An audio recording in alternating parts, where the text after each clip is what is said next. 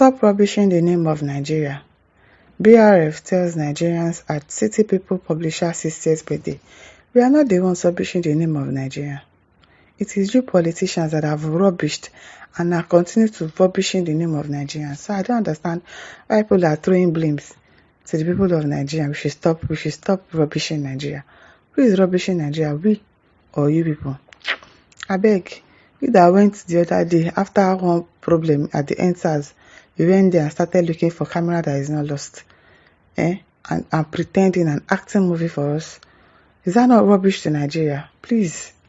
People are the rubbish. Ladies and gentlemen, we gather today in honor of a symbol of the Nigerian dream. A dream about which enough is not said. A land where those from the humblest of beginnings have transformed to national champions and icons. We gather in honor of Oluseye Olugbemiga Kehinde, better known as Seye Kehinde, an accomplished Nigerian journalist and publisher. Okay, Mr. Seye Kehinde's birthday. Okay, yeah, I saw when they celebrated him and did surprise birthday for him. The founder of City People magazine, Nigeria's leading celebrity fashion and society publication. A form of civil servant who, by his commitment and dedication to his chosen profession after receiving an education in Nigeria, has earned his place amongst the country's high and mighty. It is a credit to the measure of the man that the magazine he founded in 1996 is still strong and trending the waters that have consumed many of her predecessors and competitors. He asked me to give this lecture almost 6 months ago. I accepted very enthusiastically. Congratulations. Because to today, I feel indebted to him in an unrepayable way, and my presence here is a gratitude, not an attempt at recompense, and I will come to this shortly. But how many who read the City People magazine know the man who bettered her and the values that drive him? While we were reviewing my calendar to schedule an event, and I mentioned my prior commitment to this event, a young and very patriotic friend of mine said words to this effect. You and City People, what's the connection? They are not your kind of people, to which I responded, they are my kind of people. Okay, oh. Unknown to many, Seye Kehinde and City People are more than fashion and celebrity. They are about development and shared values concerning our quality of life. They are proudly Nigerian. That is why City People in August 2016 organized a public discussion about housing in Lagos, at which I unveiled my plans as the then Minister for Housing, a plan which resulted in the delivery of houses across the 36 states and the FCC under the National Housing Program. In addition, in spite of its bias for what appears to be the soft and fun side of journalism, City People and Seye Kehinde have committed to the strong ethical values of the journalism profession, and I should know, at the time in 2006 when I became a most unlikely aspirant for the ticket of the Action Congress for gubernatorial elections in Lagos State, there was, I later learned, a well-planned and well-executed media attack on one hand and a blackout on the other against me. During my inaugural political outing at a party rally held at the Onikon Stadium, while I was on my feet, hale and healthy, in media outfit, no City People had broken the news, which was evidently fake, that I had collapsed at the event. It was their offering regarding my unsuitability for office.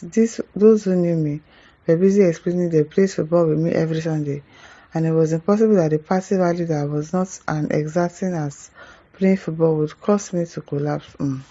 That might still have happened, Sha, even though you are saying that it's a lie, but that could have actually happened, Sha.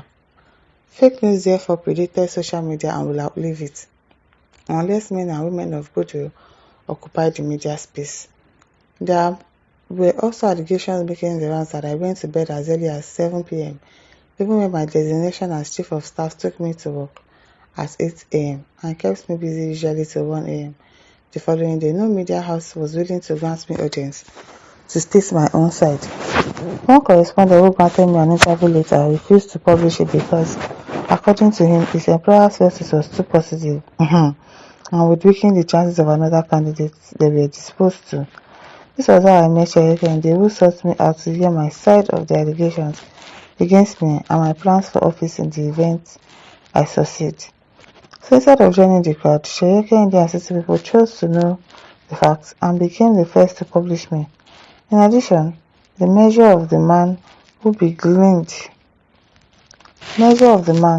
can be gleaned by the topic of the lecture that Seyi Makinde himself chose, which is why I remain optimistic about Nigeria.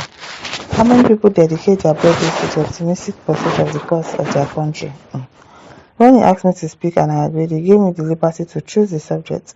And in hindsight, I should have listened to him and chosen an easier topic. When I insisted that he chose Nigeria, and here I am, with measured concern, but delighted, because what I intend to say comes from a place of conviction. If the question we were posed by a survey about whether we should remain optimistic about marriage, I hazard that opinions would be diverse.